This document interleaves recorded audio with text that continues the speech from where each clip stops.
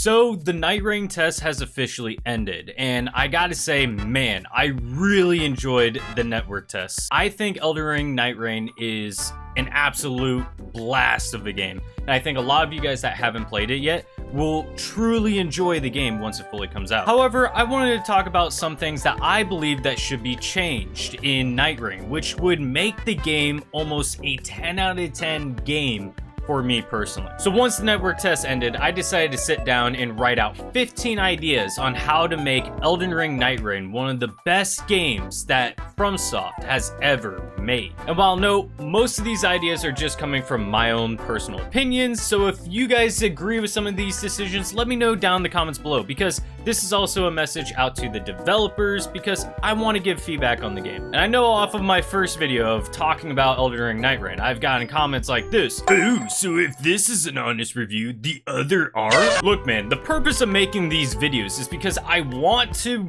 provide feedback to the developers on how I feel about Elden Ring Nightreign. Because the point of a network test is to not only test the network servers for the entirety of the fan base, but to also give individuals the opportunity to play the game firsthand and give some feedback to the developers to make the game better before it fully releases. So I decided to write down 15 ideas on what I think would make the game much better overall. So before this video starts, guys, please, for me, make sure to leave a like on this video, subscribe to the page, and hit the bell notification to be notified for all the new videos to come. With that being said, let's jump into today's video, shall we? At number 15, I have allow friends to join the roundtable hold while waiting for a game. Now, this is something that isn't massive, okay? This is one that I just thought of, and I thought I'd just throw it in. Later we go on throughout this list, the more things become more relevant of stuff that I believe should be changed to make the game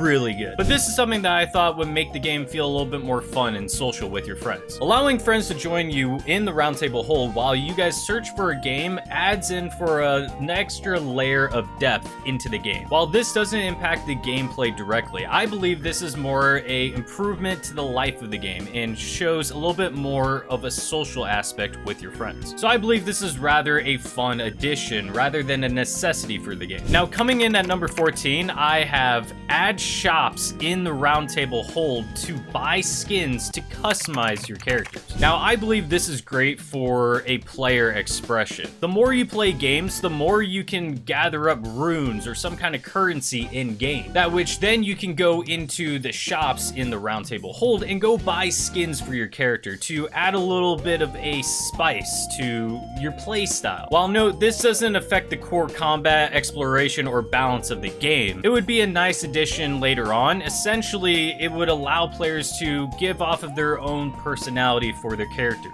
Kind of like how in Elden Ring, players are able to go and get different kinds of gear and stuff to dress up their character. It adds an RPG aspect to the game. And while adding in other gear into the game while trying to loot for items can be very overwhelming for the player, I think allowing players to go and buy skins for the character that they like to play as would add a little bit of depth into their character customization and allow them to express themselves while they join into lobbies with randoms or their friends. And while no, this might already be happening in the game, but this is all stuff that I am just personally speaking out on because I don't know if all these features are being added to the game. Because no, this is the network test that I played. This isn't the full game. So these features might already be added into the full game, and I wasn't able to experience this just yet. But this is something that I feel like needs to be said. If it isn't added to the game, this should be added to the base game. And now, one thing that I have found that I am actually kind of concerned about, this is one of the major mechanics of the network test, which I can see being very troublesome for the main game when it releases. And this is at number 13, if a player leaves, allow the others to leave without a penalty. Now, while playing the network test, I noticed when we join into a match, one player would sometimes not be able to fully connect and they would just leave instantly. This would lead to two players going into a 3-player group going up against enemies that are supposedly made for a 3-player group. And while yes, this means the bosses are way harder than what they should be. And the issue is you aren't able to lose the match until you make it to the nighttime. Because if you're just roaming around and both you and your player die during the daytime, you guys will respawn but just lose a level. And if you go to leave the match, it says that you will be penalized for leaving the game. And now this can be really annoying because it leaves up for two options here. This leads to one, you and the teammate lasting until the nighttime for you guys to just throw the game to be launched back into the lobby, or two, both you and the other teammate end up leaving the match and get penalized for your teammate not being able to join the game, or if they just leave the match for whatever reason. Now, I ended up leaving the match and I didn't get penalized, and the reason for that is I believe it's because this was a network test, so they didn't enforce a lot of penalties into the game. Because obviously if the matches just crash, they don't want players that are testing the game to be penalized for this. So I don't know what penalties will be enforced for players that leave the match. But I can see things of being maybe like play times, of trying to queue with other players and stuff, of you being penalized, I don't know, 5 minutes, 10 minutes, 30 minutes, whatever it might be. The more you leave, the higher the penalty will be. I can see this as being a frustration for a lot of people, especially if the servers have issues immediately when the game releases. And this would result in the player base to basically not be able to play the game because of one individual that leaves the match and ruins the games for everyone else. And this is something that needs to be changed. And these are a couple ways that I see fit into fixing this issue. Option one, allow the players to have the ability to leave the game after one person leaves and that person gets penalized. The other two players, or however many are in your game, are able to leave and not be penalized whatsoever. Or option two, pausing the game for both you and the other player and stating that a player has left the match, and if you would like to continue and have the boss levels to be lowered to a difficulty of a 2-man raid, rather than it being a 3-man raid with the bosses being even more difficult for a 2-player raid. This would allow for players not having to immediately leave the match and having to then go through a whole loading sequence again because of a player leaving the match. And it would allow players to then continue playing the game and just have a adjusted boss level difficulty, which would then allow players to continue their run no matter what. Or option three, remove the penalty overall. Now, my issue with removing the penalty overall is people can just sit there and just leave whenever they want, which would then result in you having to be punished regardless. And the other issue of leaving the penalty is people would then just be AFK in the lobby and just not play. So then, in result, you are basically just playing a 3-man raid with 2 players regardless. So another thing that I think they should incorporate is a AFK status effect, which after a certain amount of time, the player would then be kicked back to the lobby, be penalized, and then it would adjust the level to a 2-player raid. Doing this would basically ensure that no players trying to load into a match would then experience this issue of a player leaving. And while you might end up facing some kind of penalty in the future. All in all, these are my ways of how to fix this over-looming issue. And now at number 12, I say implement crossplay already. Dude, it's 2025.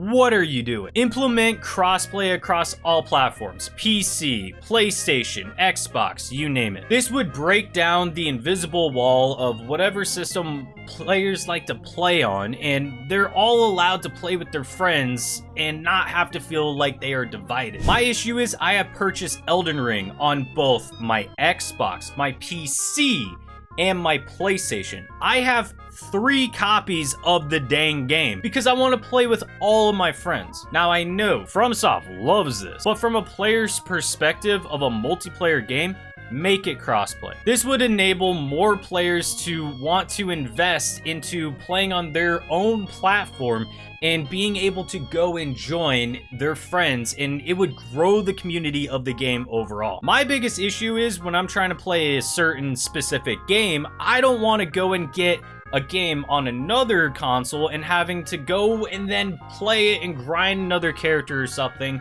to end up playing with a friend over on a different console. It's honestly more annoying than it being a good marketing tactic for the company. And for a game like this that already has a little bit of controversy amongst the fans, I believe going and implementing a crossplay feature would allow a lot of players to feel a little bit more open about trying to attempt on going and playing such game. And no, it doesn't have to be implemented immediately when the game launches. However, I do think this needs to be a feature that gets implemented into the game eventually. And now at a number 11, I have add summons to the game. One of my favorite summons in Elden Ring on my first playthrough was the Mimic Tier summon. I love being able to fight with almost like a shadow clone right next to me. I felt like Naruto, man. Hence why I'm repping Naruto right now. Okay, I'm a weeb, whatever. The point is, I think adding summons to the game could also add another unique playstyle for when players go up against different bosses. Now, I know so far in the game, there is a solo mode and a 3-player mode. And maybe adding summons in a 3-player mode might be a little bit too overpowered when versing bosses. So you could do something like this. Either A, have it be only available for solo runs with players. Or B, having it be a character where they are the only ones that allow themselves to add summons into their class and be able to cast them for their entire team. While yes, some people might say, well, what's the point of just making a character only be able to cast summons when what else are they mainly going to be able to use when they can't cast summons? I can see this being an issue, so one thing I think that is a good compromise is allowing summons in the game for at least solo playthroughs. And this is something that even Elden Ring does currently, where if you have another player, you can't summon any other kind of mimics or jellyfish or whatever it may be. But if you play solo, you are allowed to summon a random player. Like you can summon Sorcerer Rajir while summoning your jellyfish at the first boss with, what is it, Margit? So I think this is a good compromise for solo runs for players. At number 10, I would add a trade-up feature for relics in the roundtable hold. When I first started playing at the very end of matches, you are able to choose a specific relic. I didn't know this, so I have a ton of relics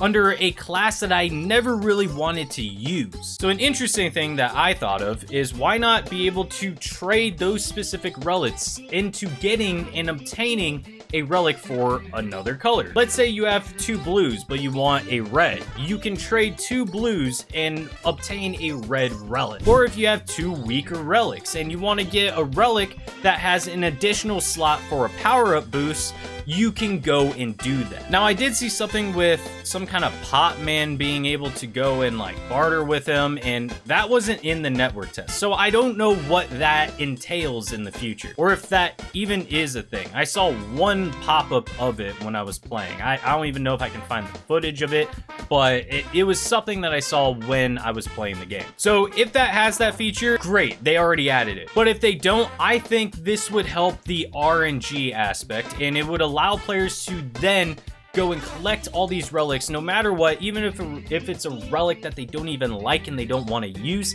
they can use it as a trade up, almost like a trade up contract, and then go and try to obtain a better relic for their next run. This would give players more control over their build, making it a solid gameplay improvement. At number 9, I have balanced status effects on bosses. I noticed that some status effects that I would use on bosses would be almost useless. And of course, blood is still overpowered. I mean, hey, I'm not a hater of blood weapons. I love blood bleed damage myself. But bro, I use other weapons like lightning and stuff against the final boss, and it almost feels like I'm chucking pennies at the guy. Even against the Crucible Knights or the Tree Sentinels, it felt like I was throwing rocks and pebbles at the man. Please balance it out in the final product. And sometimes when I would go and smack people with my weapon, even it being a strong weapon overall, some of the damage was near none, and it felt like having a bleed weapon was necessary in progressing in the game and managing to finish even the final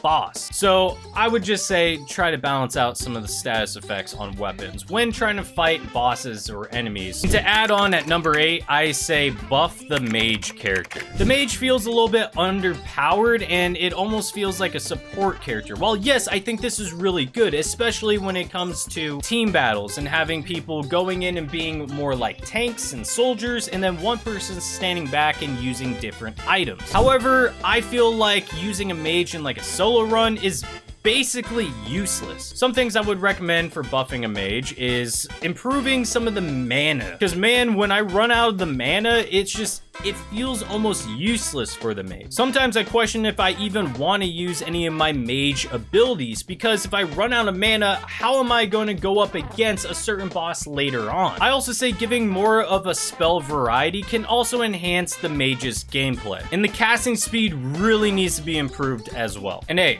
maybe I am wrong. Maybe you guys that are the main mage builds, you guys love the mage class. My whole thing is I feel like it is the weakest class out of the other 3 classes that were available to the public. For that reason, I never felt myself gravitating towards the mage character. Besides the first time I played, the first time I logged on, I wanted to play the mage, and overall, I just didn't have fun with the mage. But maybe it's just not my playstyle, I don't know, but this is something that I think would help benefit the mage character. So for all you mage characters, let me know down in the comments below if I am right and on to something, or if maybe I'm not that on to something. And hey, maybe enhancing some of the endurance and movement and dodge abilities are also kind of good. Especially if you're a long range caster and then the person runs up on you like Margit or something. Yeah, you're basically dead. But at number 7, I have add different modes. And these different modes can extend from solo to team modes to PvP and so much more. Now hear me out. The major thing that everybody has been asking for, and I know I am not the only person that has asked for this, because I see it on almost every single post about Elden Ring Nightreign on social media. Add a 2-player co-op mode. You have the options between a 1-player and a 3-player. Why not have 2? And yes, I know you guys have been thinking about it and you guys are considering on adding it as a feature to the game. Just do it. I don't understand why it's so hard to not do that. You guys have the ability. You guys have all the code. You guys have the game. It's your game that you're developing. Spend the time and make it a 2-player mode. And heck, when the game fully comes out and there's 8 characters, why not extend it to at least 4 characters? Who says not to even make it an 8-character mode? Yes, that is crazy to say, but just hear me out. With 8 characters, you guys can even extend the playstyle and have the knights go up to maybe even like 5 knights or something, or heck, even more. Almost consider it like a big game mode in Call of Duty or something, where it's like a big team mosh pit kind of mode. Having 8 players in one game with every single class, to me, I think this is an insane idea, and I think it would be so much fun for a lot of players. Even if it's a limited time mode and it's not something that's always in the game, I do think this would be a fun aspect to add in the game at some point. But adding the ability to join at least from a 1-player to a 4-player perspective in game, I think this is something that should be added to the game. And heck, if you don't want to do 4 players, at least have the 2-player mode added to the game. And another thing that I think would be really fun is adding some kind of PvP aspect to the game. Imagine a ranked PvP aspect with 2 different zones, almost like in the Warzone mode that they made back in the day. The 2 different zones close in on different bosses on night 1, and maybe on like night 2. 2 circles close in into one big circle, which then equals one giant battle between 2 of the different teams, and the team that comes out on top manages to advance into the final boss. This would allow players to not only have the ability to go and focus on their own circles and their own bosses per night, but also at night 1 to possibly try to invade the other team and try taking out some of the other players. There's so many ways that players can go about this, and it can make the game very intriguing for the mass majority. Especially since a huge thing in the Souls games are the multiplayer aspects. Add a multiplayer mode. This is a multiplayer game, and add a PvP aspect. My bad, that's what I meant. The Souls games are very big on the PvP aspect. So adding this and maybe even doing some kind of ranked kind of style for this can also make it really fun. And that goes into my next recommendation at number 6, enhance the replayability of the game. This goes into different POIs, landscapes, weapons, and different buffs overall. Think of Elden Ring. There are different biomes that players can go and explore. Imagine having some of those biomes be some of the landscapes that you explore throughout the entirety of the map. And note, They stated that each game will be randomly generated and the map will be new upon different load-ins for sessions. So imagine loading into Caelid on one map, and then imagine loading into the map that we have currently of what we've seen gameplay on. Different biomes can really make and enhance the game's feature moving forward throughout the game. It would make it feel like you're not just loading into the same kind of style of map, and it would improve the overall experience for players as time goes on. And also adding unique weapons per landscape would also be really fun and life-changing for the game as well. And let's say having a snow biome or whatever, using some of the freezing grease or whatever on your weapons won't really do that much of an effect on the bosses, but adding some fire grease onto your weapon and attacking the bosses would add a next level of damage to attacking and trying to defeat the boss. This will give you different things to try and search for and scavenge for when you are looting different POIs. This would boost the exploration, but it will also enhance the player's experience of trying to learn different methods per match that they load into, enhancing the variety of styles that you would have to go and try to learn upon each load-in for each map. And this is something that I'm surprised they don't have, because at number 5, they should add boss weapon drops after defeating night bosses. I'm pretty sure they don't have a single weapon that drops per night boss. And when I think of major games like Destiny and stuff, having specific loot drops per boss would add an extra layer of grinding and hope for the player as they go and they fight and defeat certain bosses. Like imagine you defeat Margit and you end up getting Margit's giant purple Damascus sword, and you get to use that sword in one of the final battles. Like that is something that's super cool and super fun, and it would be exciting to see and experience. This would give the player to not only have to choose and make up their mind if they want a passive ability or if they want one of the boss's legendary weapons that are super rare to drop. Consider it almost like getting a remembrance from the 2 fingers at the round table over in Elden Ring. This should be a feature in the game. I feel like I get more weapons and more skills that I feel like are more useful from random enemies around the map or through exploration rather than the actual night bosses themselves. And this is something that's kind of aggravating because I know from the night bosses at times, I'm like, I don't really care about what abilities they offer to me. Some of the swords over the head that launch at you are super fun. However, I think having the option of either having to choose that or a special legendary weapon would make for an exciting experience moving forward onto the next day in the match. Overall, it just improves a long-term engagement with the players as they move on. I don't know if you guys hear this. My smoke detector's going off. Hopefully this isn't picking up the mic. It is driving me insane. We're almost done. Then I can change out the battery. Come on, let's finish this. At number 4, I have allow players to buy legendary weapons from a vendor. Now, okay, you guys might be like, what does he mean by this? This can be kind of game changing. Now, let me explain. What I notice is at the end of each match, when you're standing in the round table hold, I notice that there's a currency down in the corner of the screen. And this currency, I find no use for. Now, running back to what I said about that pot man, I think that pot man with the relics could be a use for this currency. However, eventually this currency is going to become lackluster because eventually people are going to have the relics that they want for their character and maybe some of the customization for their characters, like the skins and stuff. Eventually, this currency is going to be somewhat useless. So I had a theory. Imagine having a vendor that spawns randomly in each match. And note, each time the vendor spawns, it is in a different location. And the vendor's extremely rare to find. If you find this vendor will offer you any legendary weapon that you have found throughout the entirety of all the matches that you have played throughout the entirety of the game, and you can buy one legendary weapon each time you find the vendor in each match. This would add a sense of progression. So let's say at the end of each night, if you go and defeat the night boss and you're trying to grind for Margit's sword or something, and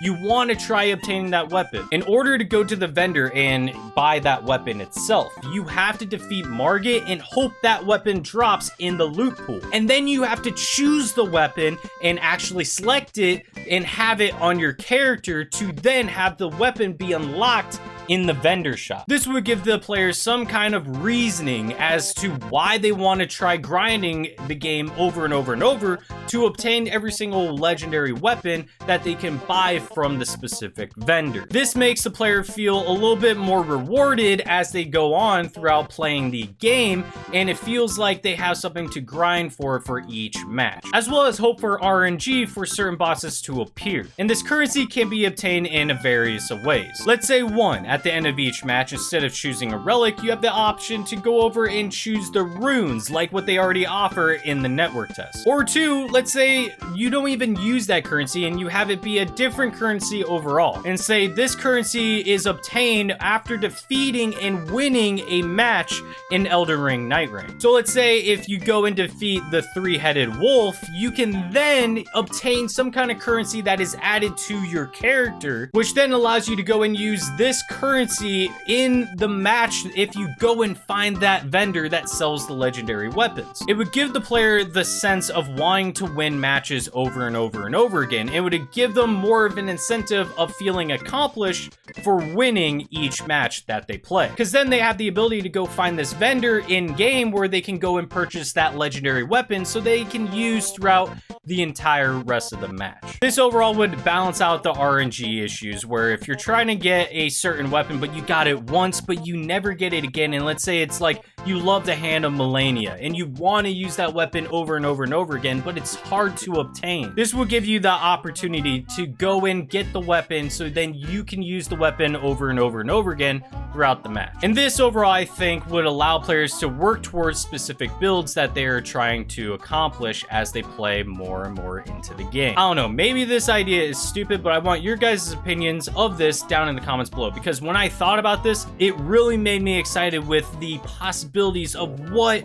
FromSoft can do for this game, including adding in new legendary weapons that are in any of the Souls games before, or adding legendary weapons from the previous Souls games. Being able to get these weapons and play them throughout the entire rest of the match that you play off of some kind of currency that you obtain the more and more you play in Nightreign would give me the reason and the sense of wanting to return and continue playing over and over and over matches in Elden Ring Nightreign. And at number 3, I have introduce a meaningful progression system, whether that being character mastery, some unlockable customizations, or a level system. Adding a level system for your overall account would be kind of fun and intriguing for some of the players that are diehard. Imagine the race of players playing constantly over and over and over in the game, trying to see who can get up to the master level before anyone else in the world, or trying to progress and master out your specific class, whether it being Wilder or Guardian or Mage or Duchess.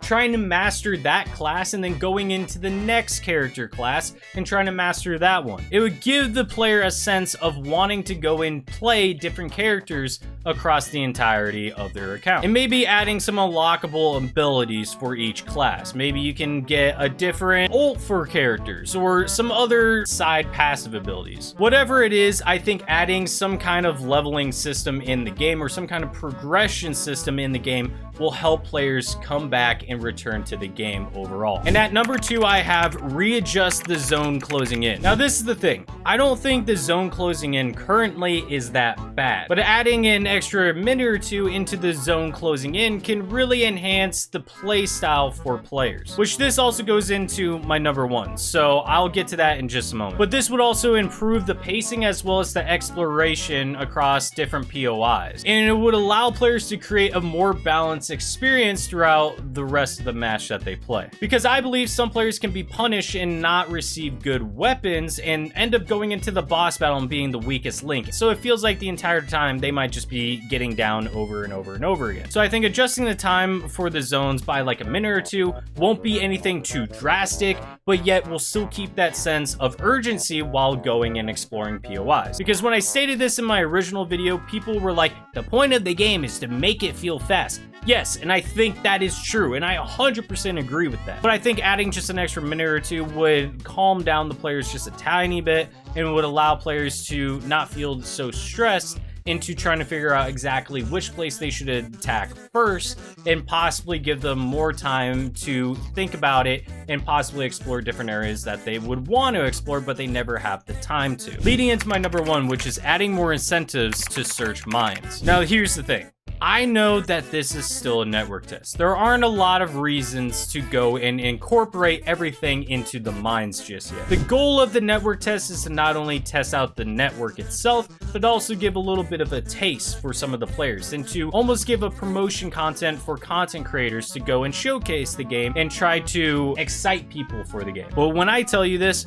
when I went into the mine shafts, I realized how useless they are. I never found the smithing stones I needed. I never found the ancient dragon smithing stone, not even once. So it ended up me just feeling like it's useless to even go and search the mines. And to add on, they never even added any bosses into the mines. At least none that I found. Maybe there are bosses and maybe I just never found any. I need to know from you guys that have played the network test, if any of you guys have found any bosses in the mines, please let me know, because all the times that I have searched the mines, I have never found a single boss. So I ended up just not going into the mines because I felt like it was almost useless when I could go and search other POIs and feel more accomplished for going and doing that, rather than searching a mine where I would get maybe a couple random grunts every now and then. It just loses the depth of exploring dungeons, and I feel like there's no use of exploring dungeons anymore in the game, which I believe is one thing Elden Ring does really good at, is exploration within dungeons and possibly finding secrets that you don't even know about until you go and explore the dungeons. I felt like there wasn't enough reward in searching the mine shaft, so I just felt like it was completely useless. But overall, those are my 15 ideas of how I think Elden Ring Nightreign can be improved and end up being a really good game overall. And if you guys agree with any of the topics that I have discussed in this video, please leave a like on this video, because the more this video gets likes, the more the video gets boosted into the algorithm, which then would help the video reach the developers of FromSoft. And I really want some of these topics to be revealed to FromSoft, and I want them to really take into account of some of the things that I said, because I am really excited for this game. I can't wait to play more of it. I am so bummed out that the network test is over, and I want to say thank you, FromSoft, for letting me have the opportunity to go and play the network test and get to experience Nightreign before the official release. But those are my thoughts of the game. If you guys enjoy this video as much as me, please, for me, make sure to leave a like on this video, subscribe to the page, and hit the bell notification, be notified for all the new videos to come. And until next time, guys, I'll catch you in the next one. Peace.